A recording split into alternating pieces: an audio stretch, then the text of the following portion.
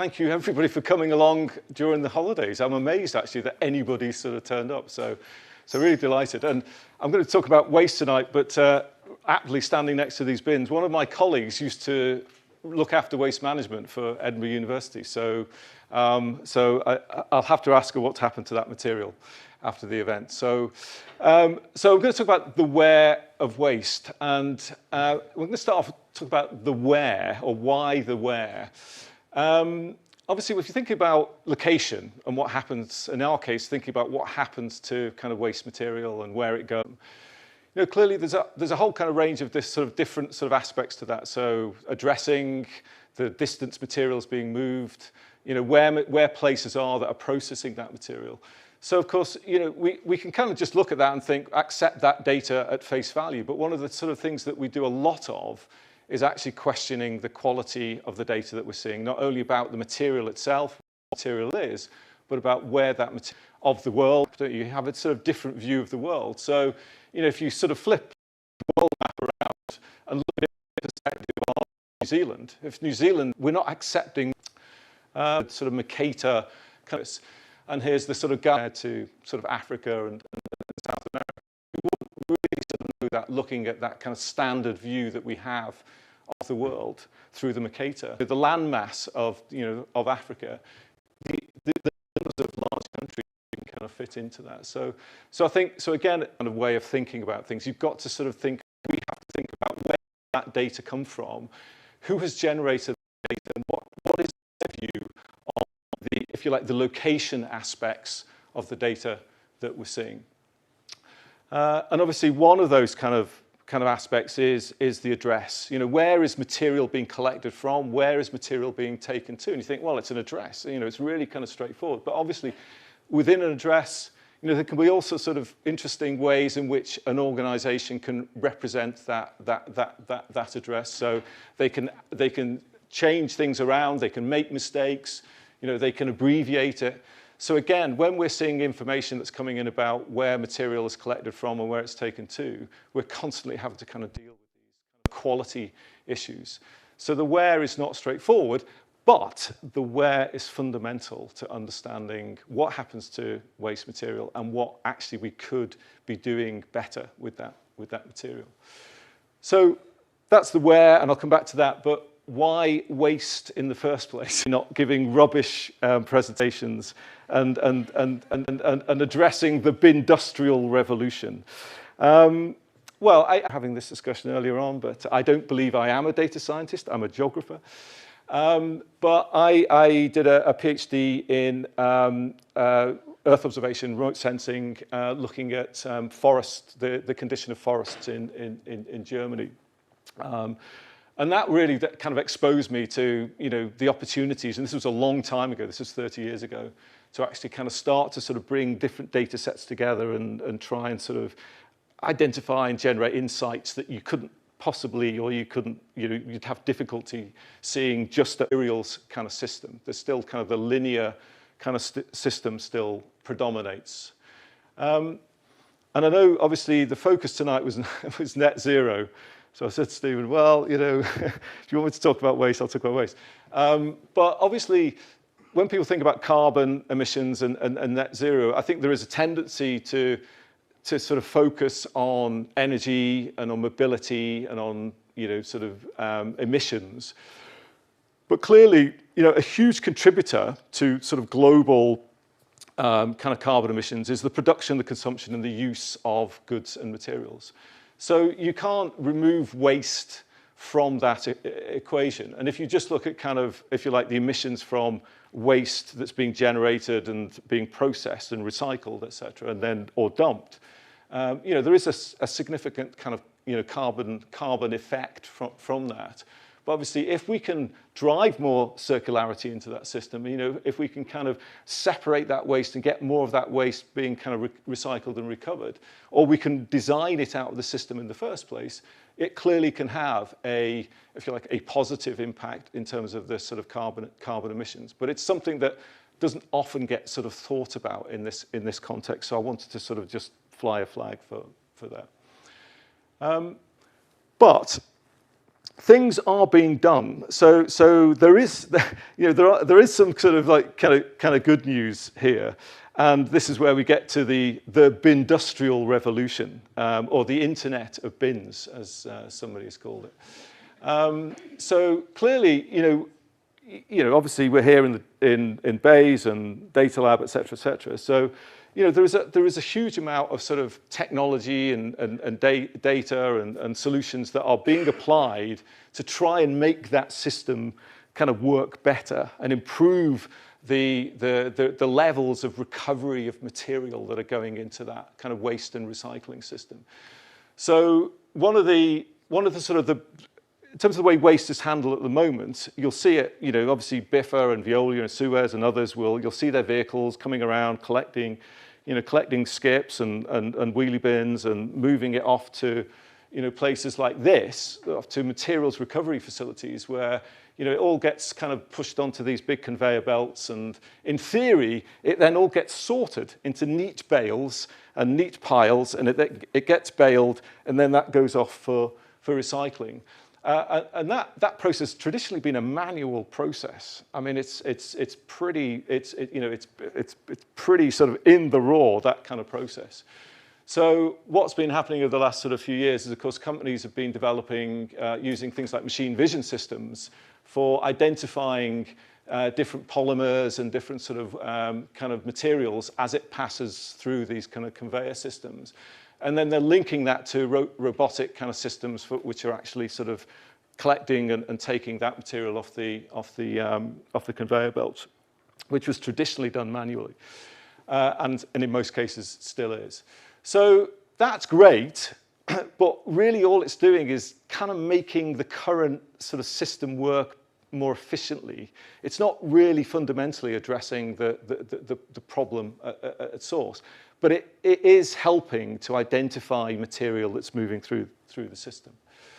But then you've got the internet of bins. So we've got sensors being put inside bins which would tell the sort of owner or operator of those bins when how quickly those bins are filling up, so that in theory they can then stop material overflowing from the bins and littering the streets, and they can optimize the collection and the siting of those containers so that they're not sort of overflowing and causing a hazard.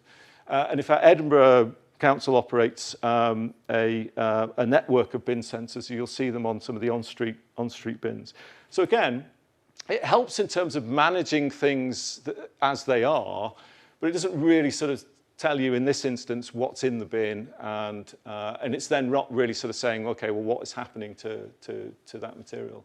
And in fact, I think we saw something where the sensor had fallen off into the waste, and then the waste was then collected and taken to a landfill in Fife. So the sensor was still pinging out. So it's quite interesting. So again, people think of IoT and sensors.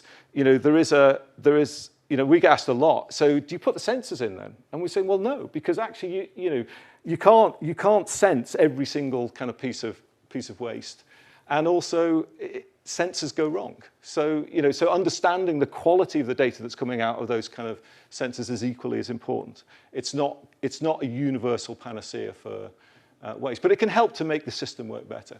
And then sort of related to that, there's quite a lot of kind of work going on around using things like kind of thin film RFID labels and other smart labels for capturing information about actual individual items of packaging that are moving through the system, whether it be related kind of refillable systems, whether it be related to just material that's going to be collected through a deposit return scheme, but he says controversially. But obviously, so again, that kind of technology, the cost of that kind of technology now has kind of plummeted.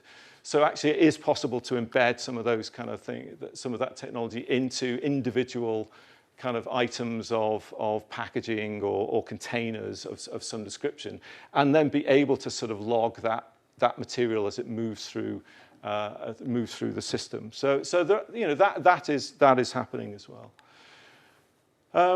But obviously, there's a whole bunch of other. If you think about all that material that's and products that are coming to the end of their lives, there has to be some economically viable way of processing and doing something useful to it in terms of remanufacture or reprocessing or extracting the high sort of quality materials from that. So again, there's a whole host of kind of crazy sort of chemistry going on around sort of chemical recycling, particularly things like sort of plastics waste, which obviously everybody's sort of focused on. But obviously we're having to face up now to the fact that, fantastic, loads of EVs out on the road, but clearly those batteries are going to come to the end of their useful lives at some point. So what are we going to do with those batteries? And those batteries contain, chemicals, they contain, sort of high value sort of metals. So again, there's a lot of work now starting to happen about, building kind of supply chains for recovering those kind of battery systems. But that's still in its sort of relative kind of early days. So there's a lot happening on the sort of recycling technology end of things. But again, it's still, it's still quite kind of varied, and a lot of it's still quite sort of experimental and sort of, so getting to that point where you've got kind of scalable, economically viable technologies for dealing with some of these more difficult materials is still, we're still working towards that. And then, of course, the idea of, well, why are we using single use? Why are we basically just putting, stuff in a bottle, that bottle gets bought, and then we're relying on the local authority system to make sure that that bottle is recovered, or that bottle isn't recoverable because actually it contains chemicals, so it can't be recycled. So, so obviously there's a huge push now about sort of reusable and refillable kind of packaging systems. And there's a company in Glasgow called, well, they were called Beauty Kitchen. I forget what they're called now, but they've been creating refillable kind of packaging systems for cosmetics for quite some time now. So there's a lot of work kind of happening in that area as well. So that's helping to address it at the, if you like, at the front end, designing waste out of the system, stopping it going into that system in the first place. So there's quite a lot of that starting to happen as well. And then sort of linked to that, of course, you've got the idea of, products that can be kept in use because they're modular. So famously, Fairphone has designed this kind of, completely modular kind of smartphone that, once something gets to the end of its kind of useful life, you can kind of swap components out, et cetera, et cetera. So again, there's a lot happening around sort of product design and also the business models attached to that. So, famously, a company called Mud Jeans, which is leasing jeans. So we're trying to stop, kind of huge kind of issues with textile waste. And then sort of related to that in a kind of data kind of way, there's a growing number of platforms that are, linked to distributed ledger and blockchain, et cetera, for tracking certain materials through a value chain. And that's great when that material isn't being mixed with anything else. So it works quite well when you have a very clear line of sight around that. But that's something else that is starting to emerge as well, not only for waste material, but clearly for raw materials and provenance of raw materials and where that material is coming from. So that's looking at it from the, if you like, from the supply end. So the thing is, there's a lot going on. There's a lot of great technology that's being applied to designing waste out of the system, to reusing materials and packaging, to improving the way we sort of collect and track and monitor and sort material in the system. But we're still facing this, this deluge of material. So for this to really have an impact, we need to sort of, this kind of needs to scale up. This really needs to scale up. And that means also probably to the changes the way we buy stuff, to changes to what we buy, so some of those kind of consumer expectations and our behavior in relation to waste material. But I'm not a Luddite in that way, I hasten to add. And the other thing that's kind of happening as well, related to the technology and the commercial side, is of course legislation. So there's a huge amount of kind of new kind of policies and regulations starting to emerge, not just in the UK and Europe, but elsewhere. But specifically in the UK, and also in other European countries, in fact, we have the plastics packaging tax, which is taxing companies that are putting plastic sort of packaging on the market. So, the big FMCGs, they're having to quantify, which is a real challenge for them, how much plastic they're putting out there in the market, and then they pay a tax on the back of that. And linked to that, the idea of extended producer responsibility. So fundamentally, paying more for material that is going into being put into the market that should be recycled, and trying to improve the levels of recycling. So there's a lot of debate around at the moment in the UK about EPR and how that actually will be applied. But that, as I say, that is not just a UK debate. That is happening, internationally as well now. So there's a lot of policy and regulation being brought to bear around this stuff as well. So when I think about waste and where it might go, and coming back to the where, I sort of sometimes think about what's happened with energy generation over the last sort of 10 or 15 years. And this one, I thought it was quite an interesting kind of map showing 2008, a sort of a view of energy generation in the UK. So essentially, you've got kind of lots of kind of very, very large, centralized kind of sources of energy, sort of large power stations. And, and a smaller number of kind of distributed sources, so onshore wind, solar, a little bit of offshore wind and hydro.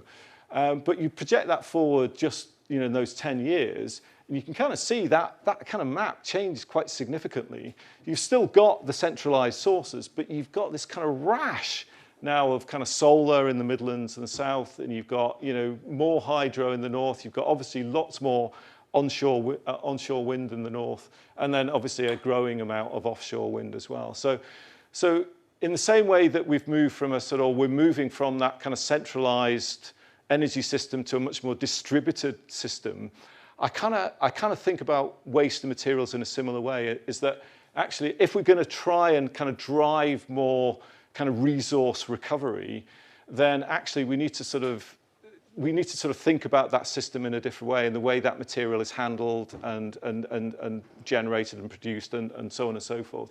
So I do think there'll be an element of that potentially with materials use as well. So I put that up there because I think it's quite stark that, and that's 2018. So I think that's moved on quite significantly. But to make that work, you need a smart grid. You need to be able to sort of obviously balance the load, and obviously we've got issues with energy storage related to renewables, etc. So we need loads of kind of digital technologies and other technologies to be able to manage that. And I think that, again, with waste and materials, that's kind of what we need as well. So I'll come back to the where bit then, specifically on waste. So, if you think about waste, if you think about the waste that we put into bins and the streets, or waste that a factory puts into its skips, or an office is putting into bins, you've got this kind of like multiple materials being generated across multiple locations. Some of it may be moved to another location on the same site, and from that location it's then collected by a third party, and it's moved off the site, and it's taken somewhere where that may not be the end of its life. It may be taken to one of those kind of sorting kind of centres, to a MRF, where it's kind of sorted and baled, and that bale is then sold on to somebody else. And it may pass through a whole series of sort of sets of ownership and transformations as well along the way before ultimately something happens to it. Whether it is put into a landfill site, or whether it is kind of reprocessed and recycled in some way, or whether it is remanufactured, for example. It's an ever-moving, complex system of multiple kind of materials. And so getting a handle on that is really, really difficult, because actually the data that is generated through that whole kind of system varies enormously, because of course you've got different things at play. So you've got regulation, which is being followed by those that are sort of moving the waste and processing waste, so they have to collect some data on that. You've got the sources of the waste. They may or may not collect some data on that. It varies enormously. And then when it arrives somewhere, there'll be some kind of record of that. But all of those different players in that chain are all sort of running different systems and different ways of collecting and storing and processing data. So it's a really sort of complex, ever-moving kind of system. So our view, or my view, and the company that I run, our view is that you've got all of these different technologies that are being used to sort of collect some of that data, but it doesn't see the whole system. So it might see one part of the system. So what is to sort of aggregate, is to look at this as a system, and the only way to do that is to actually accept that the data is going to be very variable in many different formats from many different sources. Some of it will be terrible, some of it will be better, most of it won't be very good. So we're dealing with a lot of rubbish data, no pun intended. Thanks for that. But that's the only way I think that we can kind of start to, if we build a systemic view, then we can actually start to sort of, that actually adds value to every player in that system so that we can start to make different decisions about that material. Now that's our thesis, and that's what we're out in the market trying to do. But in reality, that sort of conceptual diagram is, looks something like this. And this is just like one sort of data from a part of one organization over a kind of couple of weeks worth of waste movement. So this is waste that's been collected from these sites and moved to these other sites. And that's just, so that's just one tiny sliver of that system. But that, those movements are happening all the time. I mean, you see, the Biffa lorries going up and down all the time. That stuff's being moved all the time. And of course, the other thing about that is that it creates an impact, doesn't it? Because you've got large diesel vehicles kind of picking waste up and moving it around. So if you're not optimizing what that system's doing, actually then it also has an environmental impact of its own, leaving aside what happens to the waste. And so, yeah, so this is just another version of that, but this is kind of like more data. But the reason I'm showing this, of course, is, waste just doesn't exist within a sort of national or a sort of regional boundary. Waste gets moved way away from where it started its journey. So, of course, a lot of waste is exported because there isn't the capacity to process it. So if you look at things like plastics, there's a significant issue with the capacity that we have for dealing with that kind of materials as well. So you find waste being exported, and of course, I guess everybody's seen stories about, waste ending up on, beaches and where it shouldn't be in the first place because it was supposed to be sent off for recycling. So there are some real challenges there about, should we be actually dealing with our own crap on our own step rather than exporting it to somewhere else? So, but that is the reality of, when we talk about the where of waste, we're talking about some local movements, some sort of regional movements, some national movements, and then a lot of stuff that's being kind of exported and moved internationally as well. But of course, then you get, but the thing about that is that you can then start to see patterns in the data. So this is essentially when people ask us how do you track the waste, Mike? Do you put sensors and everything so that you can kind of see exactly where stuff's going? And I'm like, no, but if we see enough data, we can start to see patterns, and that's essentially what we're doing. So we sort of start to kind of, if we can identify patterns of behavior in the way data is being collected or stored, or the way material is being defined or it's being weighed, we can actually start to kind of unpick a sort of maybe a better version of the truth about what's happening to that material. And that's why, coming back to the aggregation idea, aggregation by looking at many different sources of input, but then obviously we can start to anonymize and aggregate in a way that we can start to see where material might be concentrated or where there might be interesting patterns that actually are useful to somebody in terms of making decisions about that material on a citywide basis or reports for a living. So I know the quality of the data went into those reports. So when it comes to waste, we know the question. You've obviously got this kind of I mean, this is what I love about geography. It's the idea that you can aggregate and disaggregate. So you can aggregate and you can see the atlas and you can see the worldview. You can disaggregate and you can see inside the building. So, the location of that bin versus those bins over there. You know, it's 2 different locations, albeit it's probably at the same address. So being able to sort of really reach down into the detail of where material is, again, our view is that's really crucial to kind of building a picture of what happens to it. And then related to that as well, the idea of, you know, building a sort of closed loop for a particular sort of product or material. And again, our view around that is that, you know, there isn't a, you know, if somebody says, I want to recover my own waste, everything, you know, and it's like, well, there isn't a kind of single beautiful kind of alpha way of doing that. But what we can do is we can kind of start to sort of look at, you know, certain materials in certain kind of value chains. But, you know, we can look at that conceptually, but actually it's really, really crucial to understand the location aspects of that, because of course there is a cost and an impact to moving stuff around. So if you're going to do something to it, you're going to have to move it. You might only have to move it 10 feet, or you might have to move it 10 miles, but you've still got to move that material in order for something to happen to it. So you know, we don't divorce the geography of that kind of waste material from trying to do some of this kind of more kind of clever stuff with it, I guess. So just to finish off, I don't know how we're doing for time, but so please come and see us. And if you come and see us, we'll put you in a bin and you can be #rubbishguest. But yeah, I mean, just to really finish off, I mean, you might have guessed, I think waste is a material issue. You know, if we think about net zero, waste is a material issue.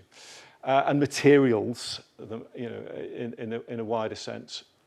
Where it's going, the idea of the producer taking more responsibility for the waste is, whether it be in a legally defined sense of extended producer responsibility, or in a more general sense of us all taking some responsibility for that material and thinking about where it goes and what happens to it. We can't necessarily change that, but if you're a large company, you've got some influence over that. So I think that's a kind of, I think, a key message about, you know, producer responsibility.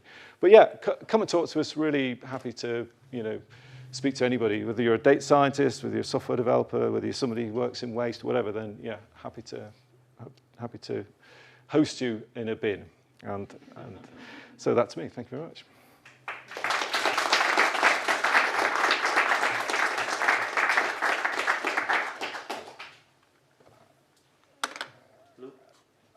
So we have some time for questions.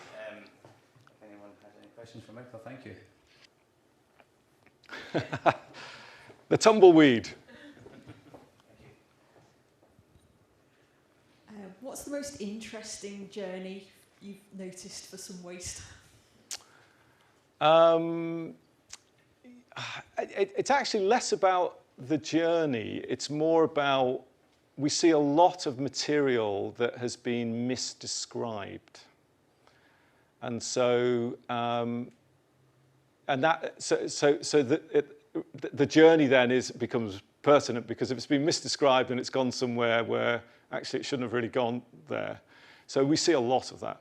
Because I think and this comes back to the idea of relying on what you're told about waste, rather than taking a little bit of responsibility for sort of kind of knowing what, you know, having some idea of what it is. So we've seen quite a bit of that. And it's not that anything illegal is going on, it's just that there's so much, while there are systems for classifying material and everything else, there is a lot of interpretation goes on to suit kind of business models and things. So there's quite a bit of that. But I couldn't possibly name any names on that one. So.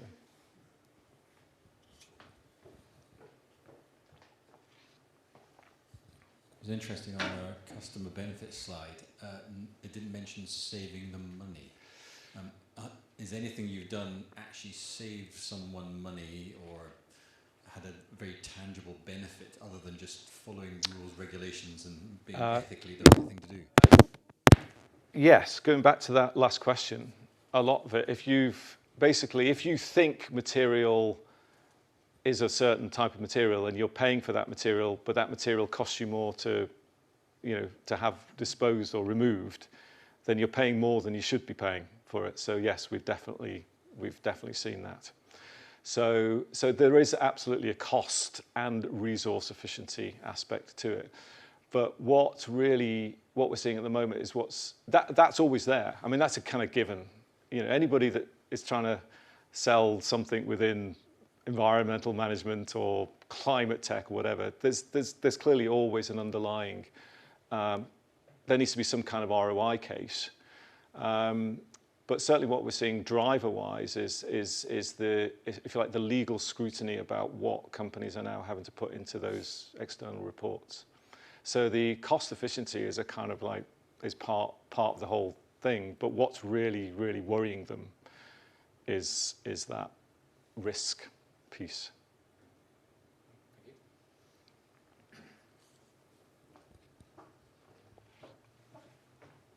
I've got two questions. Oh gosh.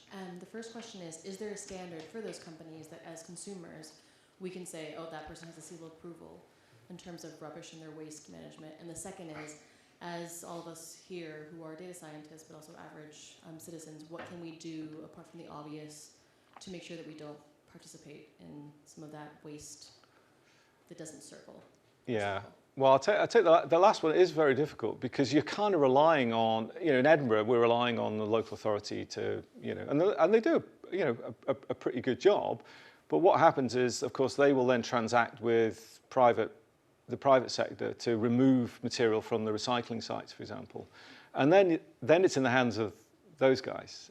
So I think it is quite difficult. We have this kind of discussion a lot, or you hear this discussion a lot about the power of the consumer and the so-called green consumer, which I don't think really exists personally as a thing.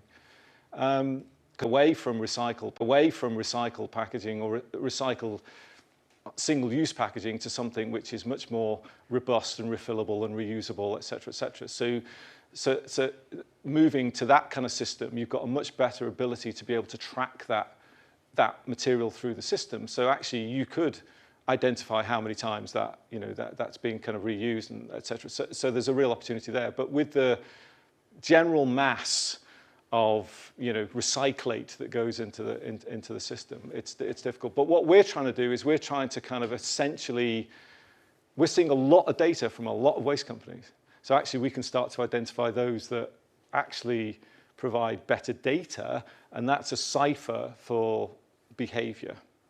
So there's an element there of where we're trying to sort of identify that kind of thing within a waste system. Mike, can I jump in? Of course, Joe, I'd be surprised if you didn't. Sorry, I work with Mike. So just an observation from the data that we've been looking at is actually answering your question. Aluminium cans and glass are probably the two materials that have the most closed loop.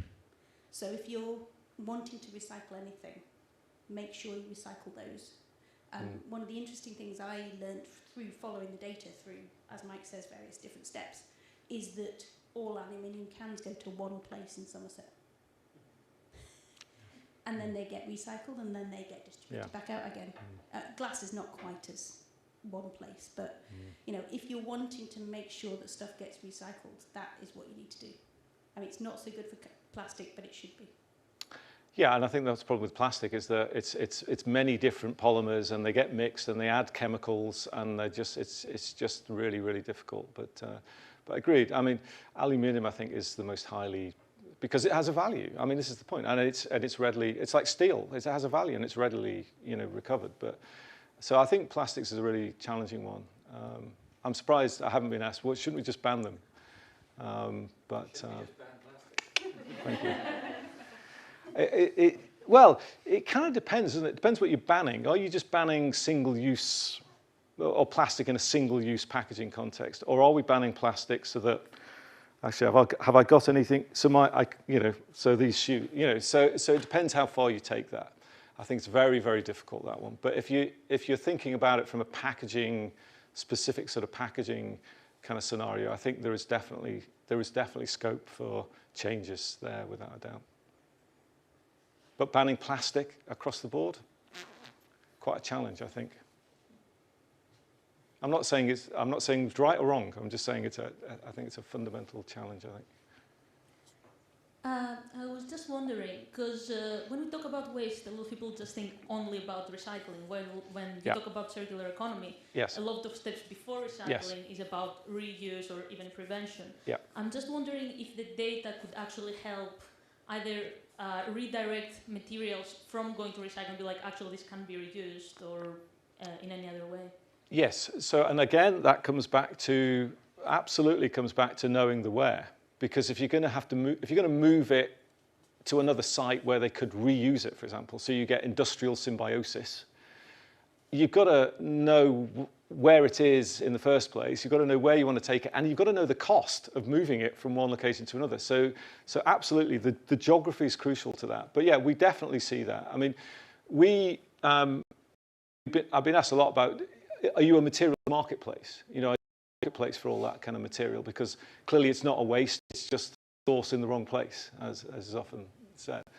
But we made a very specific decision not to be a marketplace, because I think it's a certain business model. A lot of marketplaces are focused on one material, or, you know, and they might be focused geographically, whereas we wanted to be this kind of like super aggregator, the Bloomberg for waste, as being described. But yeah, we absolutely see those opportunities. So the more we're seeing, the more, and with large companies who've got multiple sites, they start to see those opportunities themselves. And we've actually just seen that with somebody's kind of used the system, and they said, actually, we could just, you know, there's a whole thing happening around steel. You think, well, steel's eminently recyclable, but actually they weren't seeing it in the data that they had, because effectively they had really mushy, mashy data, PDFs, spreadsheets, and you couldn't really kind of see anything in it. So without a doubt, that's the case. And I absolutely take your point. We had big debates. Should we call it waste map? Should we not call it resource map? And then I thought, yeah, but they'll think we're a mining company. You know, and it's just like, it's really difficult but I absolutely, when it comes to, you know, I accept that waste is, you know, is a resource, essentially. Thank you. Any more questions? Okay, well, thanks very much, Michael. Thank you. We still have another 10-15 minutes if you'd like to stick around for a chat or grab another drink. Thank you all for coming.